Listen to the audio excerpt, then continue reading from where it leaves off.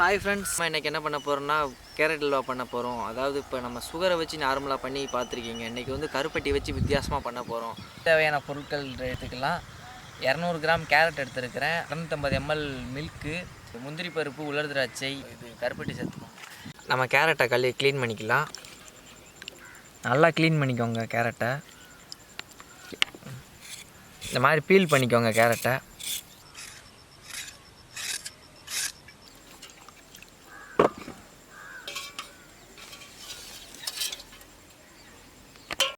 அதாவது இப்போ கேரட்டை துருவிக்கிடலாம்.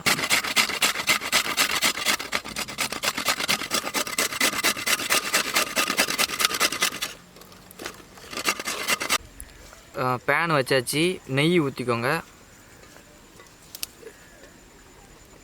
3 ஸ்பூன் ஊற்றிக்கோங்க.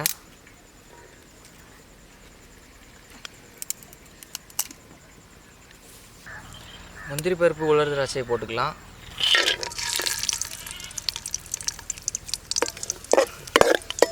நல்லா வதக்கி விட்டுக்கோங்க. அதுக்கப்புறம் இதை தட்டிக்கோங்க, துருவி வச்ச கேரட்டை தட்டிக்கோங்க.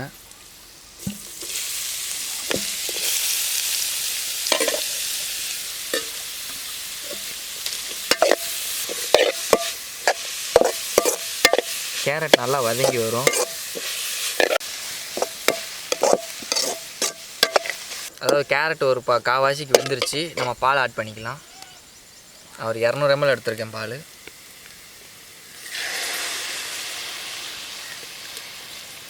பாலை காய்ச்சி கூட ஆட் பண்ணிக்கலாம். நான் காய்ச்சலை, அப்படியே தான் ஆட் பண்ணியிருக்கேன்.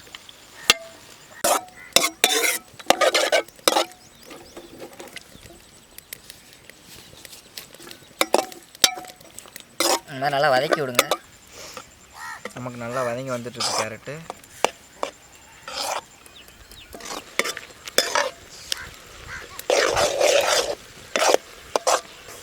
அல்வா ரெடி ஆயிடுச்சு. இங்கே பாருங்கள், அதாவது ஒரு 90% செட் ஆயிடுச்சு. இன்னும் ஒரு 2 நிமிஷம் மட்டும் இந்த மாதிரி வதக்கி விடுங்க, சரியாக போகும். இங்கே பாருங்கள், அந்த பதம் இதுதான்.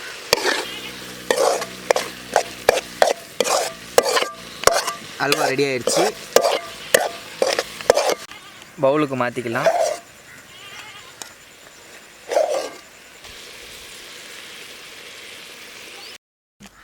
நம்மளோட கேரட் அல்வா ரெடி. நம்ம சுகருக்கு பதில் கருப்பட்டி போட்டதில் ரொம்ப டேஸ்ட்டாக இருக்குது. அதே மாதிரி கோவாவும் சேர்க்கலை, கோவா சேர்க்காமலே நல்லா இருக்குது. இது டேஸ்ட் பண்ணிடலாம்.